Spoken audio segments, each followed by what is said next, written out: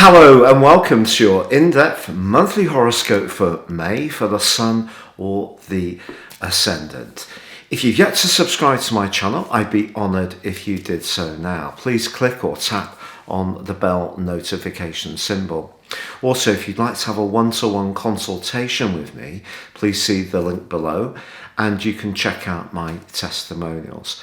If you'd like to ascend above the zodiac sign astrology and embrace a more serious understanding, you can do so in a very affordable way and check out my special offer for a 12-month forecast character analysis combination, 30% off based on your time, date and place of birth. No two reports are the same, and this will give you searing insights of the opportunities ahead for you and also a much greater understanding of what makes you tick. Hello Scorpio and welcome to your in-depth monthly horoscope for May. This month begins with a clustering of energy in your 7th solar house. This is very much to do in the guise of Venus with harmonizing, finding those points of agreement and where we can celebrate the things we have in common rather than being focused on those that keep us apart. Mercury is great for hearing where other people are coming from. The Sun's good for asserting our boundaries and being competitive where we need to be. In traditional astrology, the 7th house, where they're all gathered together, was known as the sector of open enemies. So these are the kind of people that, the neighbour that we find a bit difficult to get along with, or perhaps the colleague who tends to be a bit moody. We know it's not always easy dealing with these people, but at least we know who they are. And the Sun here is asking you to just push back a little bit, make people aware about your needs. And if need be, in a work situation, or perhaps even a sporting one, to be competitive. Now Uranus, the final member of this party in the sign of Taurus, is in its fall in this sign. It's exalted in your sign, so that's why it's not so happy in the sign of Taurus. Taurus is very much about stability. Your sign is also about stability, but I think Taurus is very much about the foundations of life, whereas yours is more to do with transitions. So having Uranus here, the planet which is naturally the rebel, pushing us to make change in the sign which really resists it the most, means that creates a tension, and Uranus, sure enough, also continues to clash with Saturn, the planet of structure, all through this month, which is in your sector of home and emotions. So if there is a close relationship where there is some kind of point of difference at the moment, I think this collective of energies is asking you to try to be as open-minded and perhaps even detached as possible to try to find the solutions, because it could be that you feel that you have every reason to feel very engaged emotionally with something that's not working for you and feeling frustrated, and that would be coming definitely through the energy of Saturn in the 4th house. But with Mercury and Venus initially in this 7th house position, you can find areas of movement and areas of improvement if you're patient. Also, the Sun combines with Uranus in the first 3 days. This could make you more forthright. Now, you can often be very to the point in your observations about other people, but very reticent in opening up about how you feel about things. Now, it's possible that someone's going to be much more direct towards you and tell you how they see you and how you interact with them, which could put you on the back heel. But with Mercury and Venus initially in the 7th house position, just hear it and let it penetrate into your system, absorb it, and try to rationalize why they may have come to this position. However, it is true that your modern ruler Pluto is forging a very helpful angle to both Mercury and Venus at the very start of this month.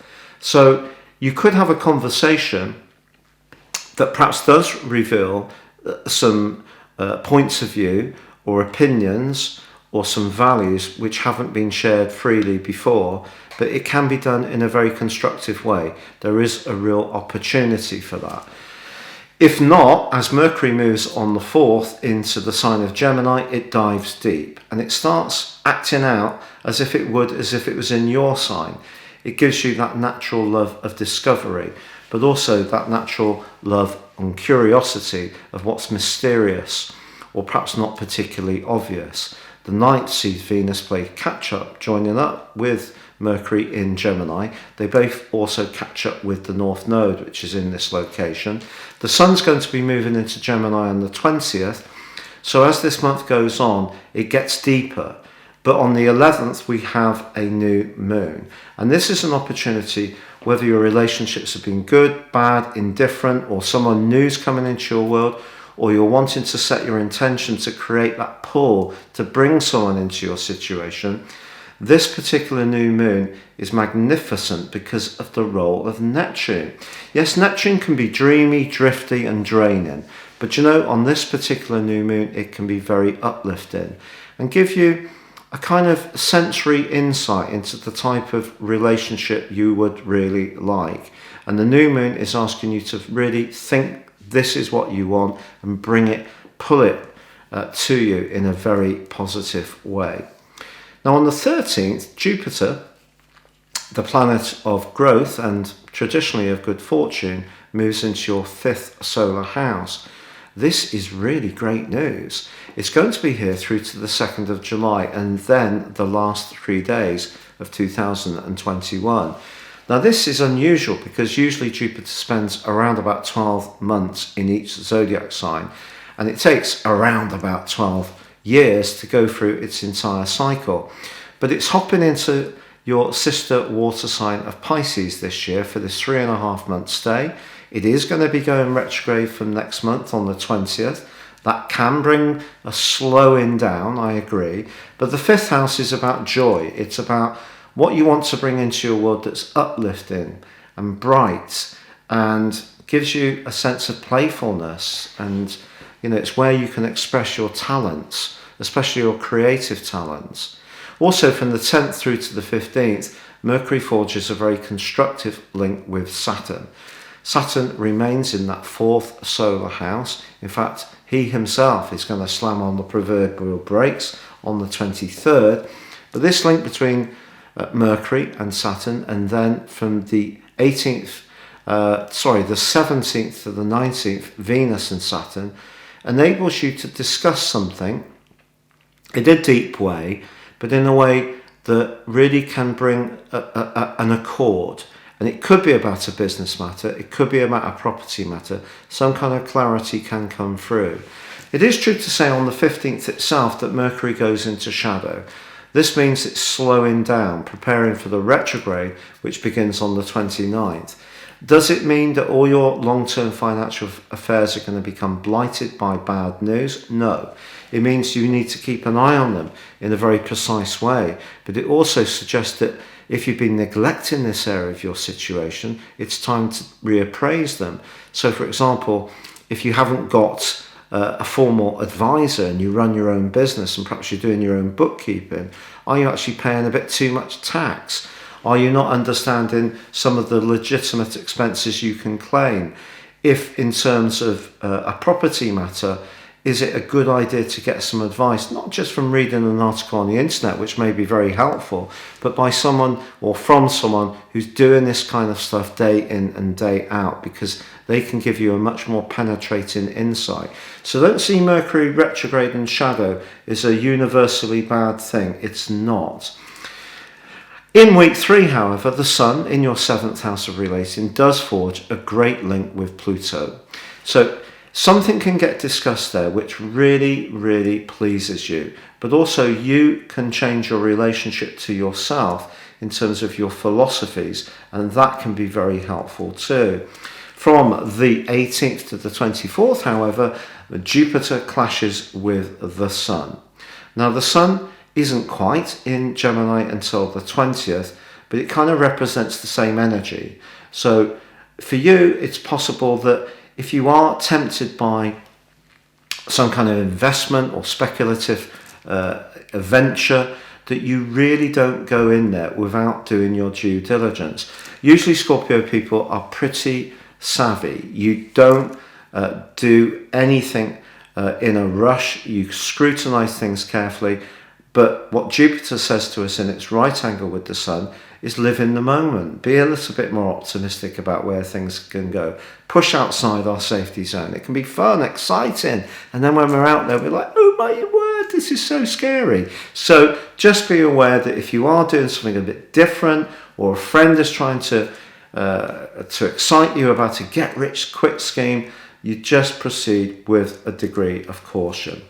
23rd, as I mentioned before, Saturn goes retrograde, and I feel that Saturn retrograde for you suggests if you're not very happy where you live, this could be a time when you change that place of residency. That could be in a physical context. You actually repair or renew. So perhaps strip out a kitchen or bathroom, put in new ones, do some decoration, build walls, change your outdoor space. Saturn very earthy.